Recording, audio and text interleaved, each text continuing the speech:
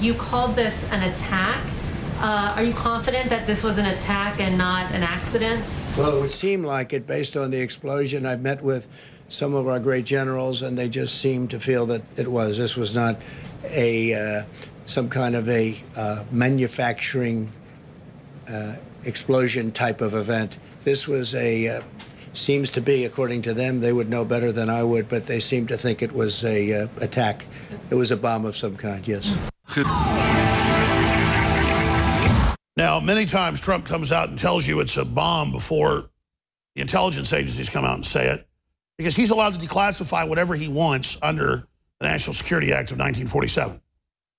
Just like the president can give people pardons. That's what we do. We, the people, elect someone who has an ace in the hole, an ace of spades card to play. And the left always acts like the president doesn't have that power. The president can do whatever he wants as long as we don't impeach him. It's up to us. And if we, the people's Congress, believes what he's done is wrong and we can prove that it was bad, then he can be removed. But he's not above the law.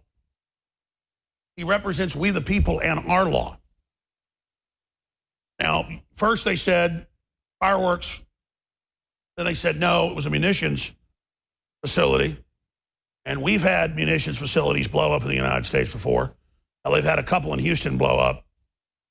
They had one time an ammonium nitrate ship blow up, a fertilizer, and it was 10 times bigger than this. I mean, there was a mushroom cloud at 50,000 feet. It just blew up.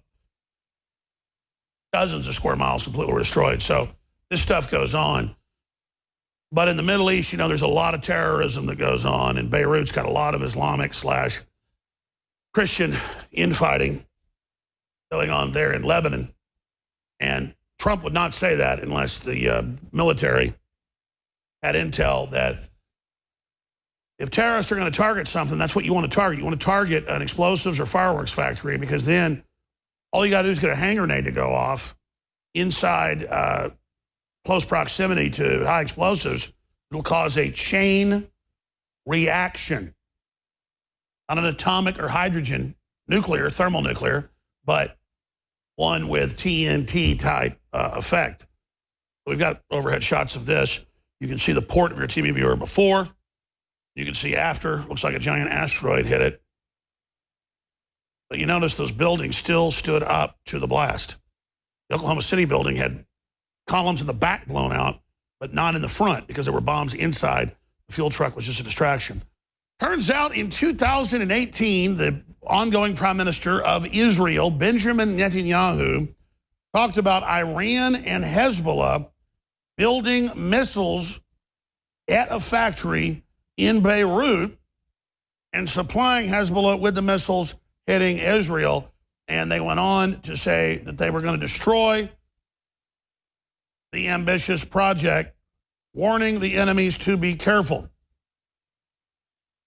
Now, that's ABC News. We've got the media making fun of Trump for saying he talked to the generals and they said it looks like somebody targeted and blew it up.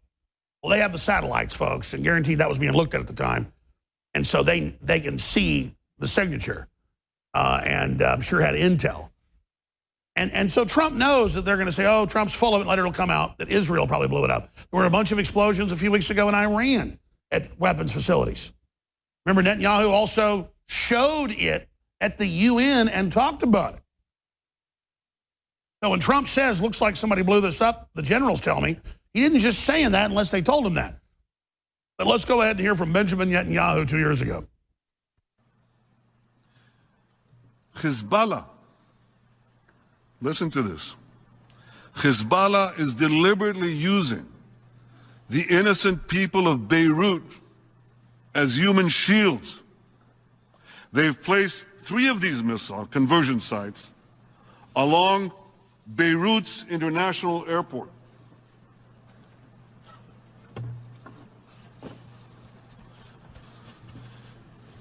Here's a picture that's worth 1,000 missiles. Here's Beirut's international airport. Here's the first missile site.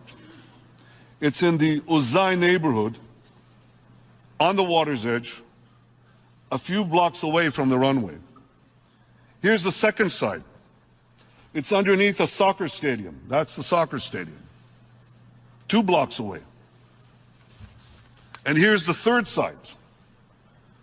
It's adjacent to the airport itself, right next to it.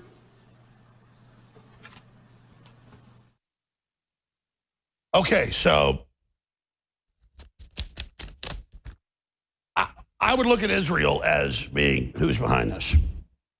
And of course, no one is saying that. No one is talking about that because Israel is so politicized. Whether you're for Israel or against Israel or neutral in Israel, Israel has a long history of blowing up nuclear reactors, weapon sites, conventional bomb sites in the Middle East, whether it be in Iran, whether it be in Iraq, whether it be in Lebanon, whether it be in Syria, whether it be in Egypt. And so I think it's fair to say, yeah, let's roll that again when it first explodes, that huge shockwave, that Israel probably detonated a missile or had somebody put a bomb in there. And you see the first explosion go off. It looks like a nuclear explosion. And then once it causes a chain reaction with all of the explosives inside that facility, you can see it setting off. Whatever it hits some smaller munitions at first. They start popping off. And then ba-boom! Chain reaction, baby. It hit the actual plastic explosives locker where they're taking the raw explosive and putting it into the missiles. And it's major. And they say that was what? 1,000 times bigger than the West Texas. Wasn't in West Texas. His name was West Fertilizer Company up by Waco, north of Waco. And that thing killed a whole bunch of people and devastated things for miles around. Imagine 1,000 times more powerful. So, headline, Israel's fingerprints all over Beirut explosion. Or Benjamin Netanyahu threatened to bomb BEIRUT missile site in 2018. Because he goes on, I remember Aaron, that speech at the UN he gave, and he said, it's in the news, he said, I'm warning you, you better stop. Well, 2 years later, it's been hit, and it's not even in the media that he did that. Listeners sent us emails. Rob Dew goes through the emails all day long. And the listener pointed that out, so I'm glad we got a tip. Keep sending those to showtips@infowars.com. So there you go. Netanyahu warned of Hezbollah missile site in Beirut warehouse. 2018 footage of Israeli Prime Minister services after tragedy.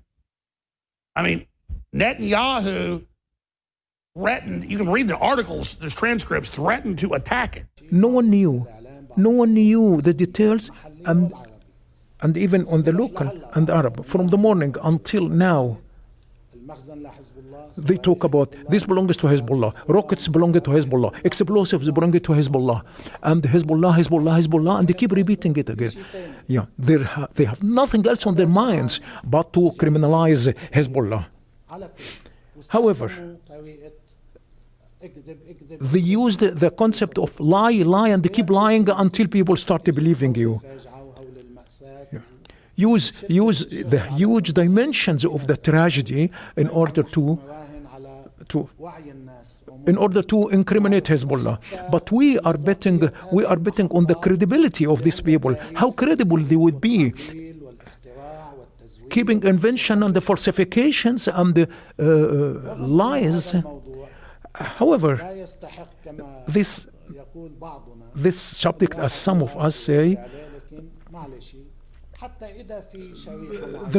there is no reason that someone stands up and starts talking loudly and using this language.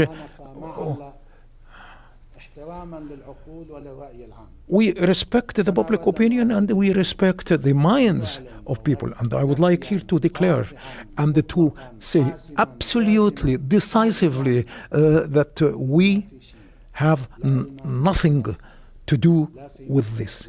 We never had rocket stored there or explosives. One single bullet, nitrate, ammonium nitrate, nothing at all. Not in the past, not in the current, and not in the future. Never there was something of this. And we are going to wait, and we are going to see the analysis and the investigations that will offer us the dates, the results, the convincing result. You talking about weapons and explosives, military type explosives. We are going to see all of that, and we would try to follow up and know who brought such things inside and who. And of course, investigation, we hope, is going to answer these questions. Now, I just wanted to share with you that lies should not be a basis to build on any message and link Hezbollah to that. There are people who went into another direction when they have seen that the local commentaries and the local messages and the media messages are even the American president, Mr. Trump, followed that trend and what he said. And I have seen yesterday and today foreign commentaries and foreign press stopped doing this. Only some stations in Lebanon and the Arab countries continued, and they use to use that approach, because everyone, no matter who or where, they care about their credibility, because things would show that as the sun is clear, what they said were lies. And some people went to a third level, to another level. They said Hezbollah bears the responsibility of this because they manage the port, they control the port, and they control and they have full control and command. And this is fabrications. These are lies. We have nothing to do with the port. We don't control the port. We don't govern the port. We don't know what was happening, taking place inside the port or inside that warehouse.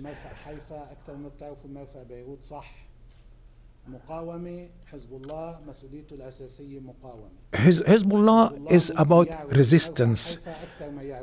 Probably we know more about Haifa than we know about Beirut, because we have nothing. We have no business about Beirut. When we talk about resistance we are thinking of a strategy of defending Lebanon. We don't intervene. We don't intervene in Lebanese affairs. We don't know what happens or what takes place inside the port of Beirut. Because this is nothing of our interest. It is not an area of our activities. However, the lies would continue. And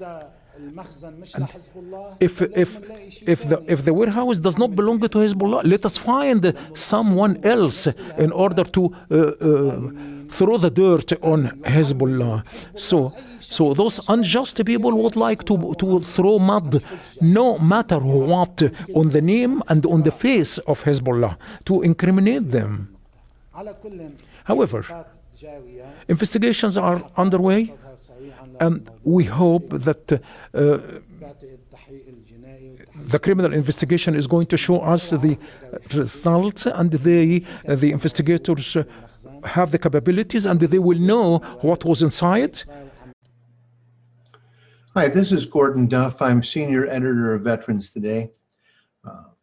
Within 1 hour after the mysterious explosion in Beirut, I received a contact from a senior retired defense official in Lebanon, a general, who told me that they had proof they had been attacked by Israel, that a warehouse had been hit by a sea-based small missile. A fire had been started, and then a larger missile, they believed from an F-16, had hit the warehouse using a tactical nuclear weapon.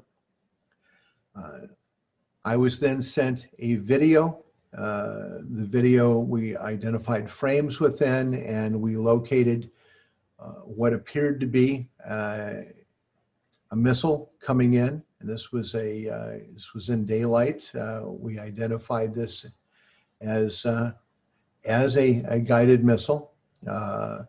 We did post-processing examination of the video and found that there was no alteration of the video, that the pixel mapping on the missile itself was perfect.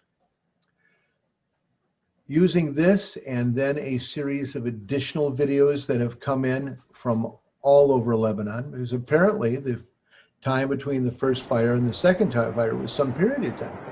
A number of people took videos, including 2 infrared videos.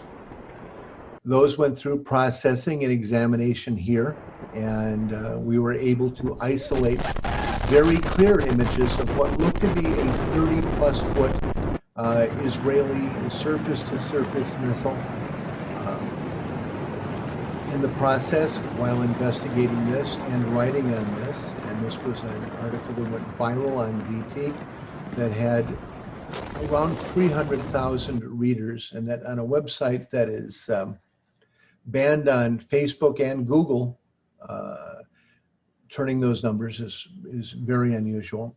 In subsequent investigative articles, including one submitted from the government of Italy, where our videos were looked at, where they received their own videos and their own intelligence, they were able to ascertain that a tactical nuclear weapon was used, and thus it was the opinion of the government of Italy that Lebanon had been attacked.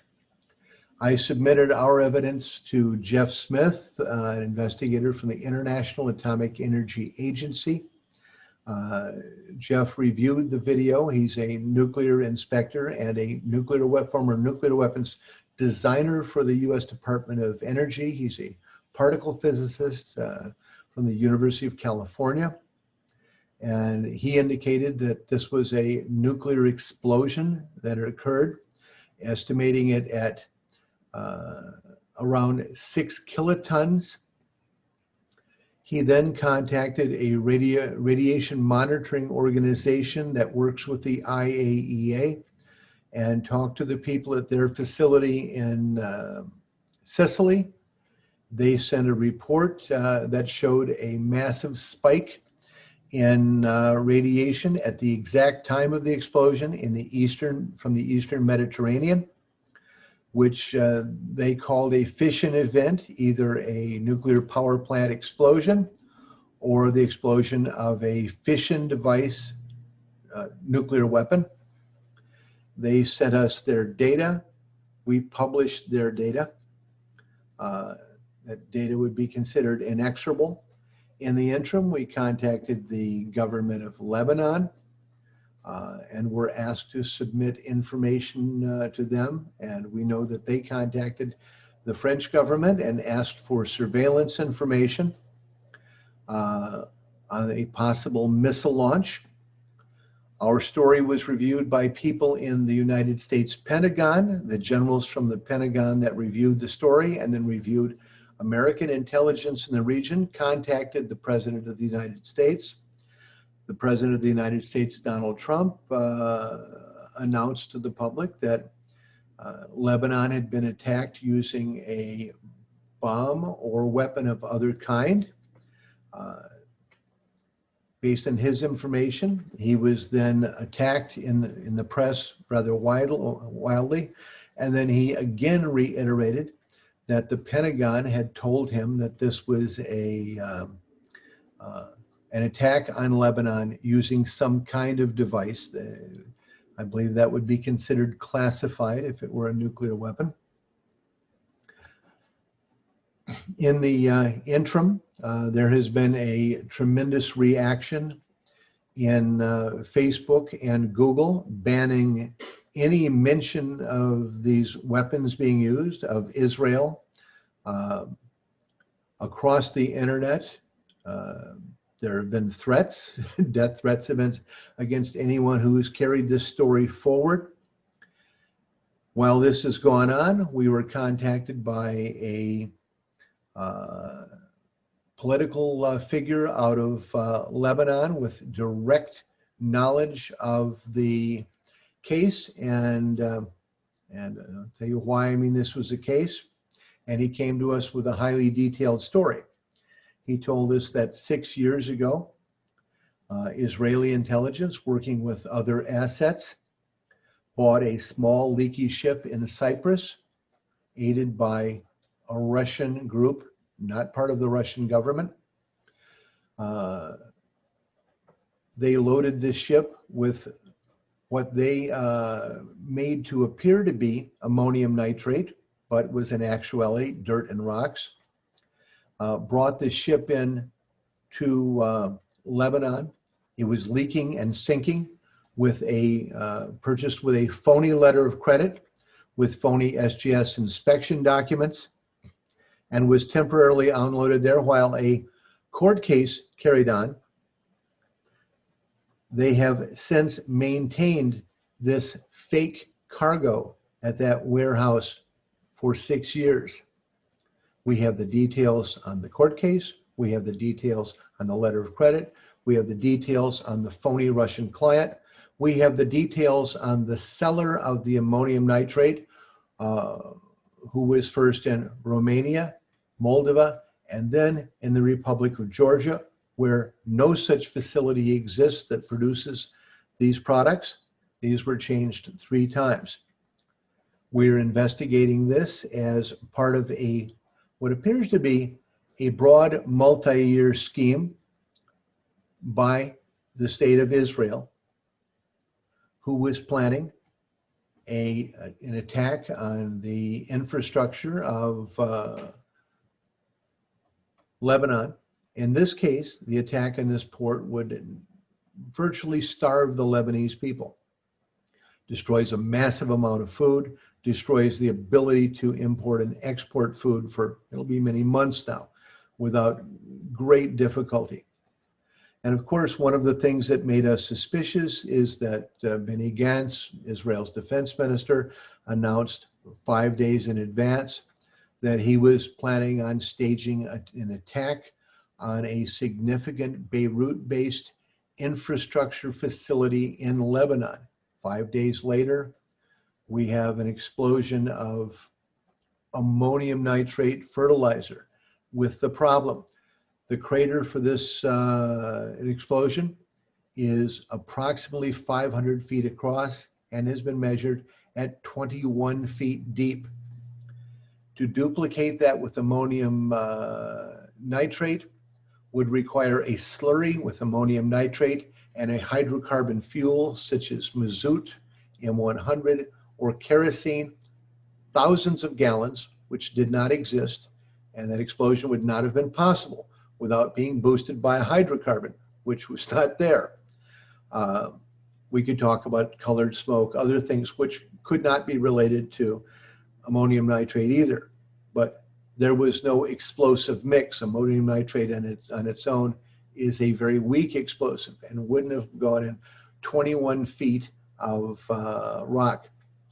But we were told by experts from the IAEA and from the Italian government that to duplicate this with an ammonium nitrate slurry would have taken 12,000 tons, which did not exist. Nor is there a clear set of proofs that millions of dollars of high-grade fertilizer or dangerous explosive, either one, has sat in a warehouse for 6 years. Something virtually impossible in a nation like Lebanon. We are advocating, of course, that investigations that have been announced are carried forward, and that it also be noted that the amount of press censorship, the blocking of videos, the claims, wild claims being made that everyone in Lebanon is suddenly making fake videos showing exactly the same type of missile coming from every imaginable direction. That everyone did this at the exact same time as some sort of out-of-body experience. We'd like to see that be investigated as well, because these efforts are a cover-up and they are tied to a massive act of terrorism, a war crime. And everyone involved, including Google, Facebook, and others, news organizations that should know better, need to be held to account. Mr. President, we are meeting in this holy month, which is supposed to bring peace to all on earth. Unfortunately, it seems my country, Lebanon, is condemned to be victim of continuous threats, conflict, and pain.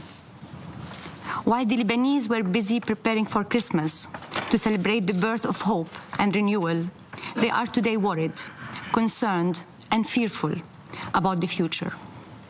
When they see this esteemed body meet to discuss Lebanon, as is called for today, it triggers memories of Israeli aggression, invasions, and continued occupation of Lebanese land. They wonder if all of this is a prelude to another aggression. No one should blame them, Mr. President. Lebanon has witnessed 4 Israeli invasions in the last 40 years, which resulted in thousands of civilians killed and severely injured, the infrastructure of the country destroyed, and years of hardship for the people. We still live its consequences. Today, we are witnessing another volatile situation concerning the tunnels. And Lebanon took this issue very seriously and has said loudly and clearly and on the highest level that it's not interested in a conflict, in a new conflict. Indeed, President Michel Aoun, immediately after the news came out, reaffirmed unequivocally Lebanon's commitment to Resolution 1701 in letter and its entirety. This commitment is not rhetoric, and these are not mere words, because this commitment is in the interest of my country and my people. This is also why President Aoun expressed Lebanon's interest in preserving security and stability in South Lebanon, as well as willingness to work with the international community to address the issues raised by the Security Council in its last meeting on Lebanon. He made it clear that Lebanon has no aggressive intentions. This same commitment was reiterated by Prime Minister-designate Saad Hariri when he told UNIFIL's force commander, General Del Col, during their meetings that Lebanon remains committed to the full implementation of Resolution 1701 and the respect of the Blue Line. The Prime Minister-designate said that the Lebanese army, the sole responsible power for defending the sovereignty and territorial integrity of Lebanon, cooperates with UNIFIL forces, and will conduct patrols to deal with any flaw in the implementation of Resolution 1701 from the Lebanese side. Following his statement, the Lebanese army is deployed heavily now in the area of operations to make sure that 1701 is abided by strictly. The army is continuing its patrols there this moment. The Foreign Ministry, on its side, in a statement today, refused any violation of 1701 of any kind. But the President and the Prime Minister-designate also pointed to Israeli responsibility in instigating conflict through its daily violations of the Lebanese sovereignty. Yes, esteemed members of the Council, the real issue at hand is the constant violations of our sovereignty by land, air, and sea, in full contravention of Resolution 1701, but also in full contravention of a key provision of the United Nations Charter, Article 2, Paragraph 4. Mr. President, the Lebanese state did not commit any violations, while the violations on the Israeli side were done by the Israeli government.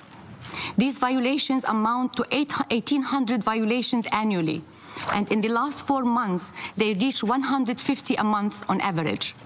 Here is a sample of the violations we are providing the United Nations every day and every week. I'm sure you have them in your offices. These only for the month of December, and now we are on the 19th of December.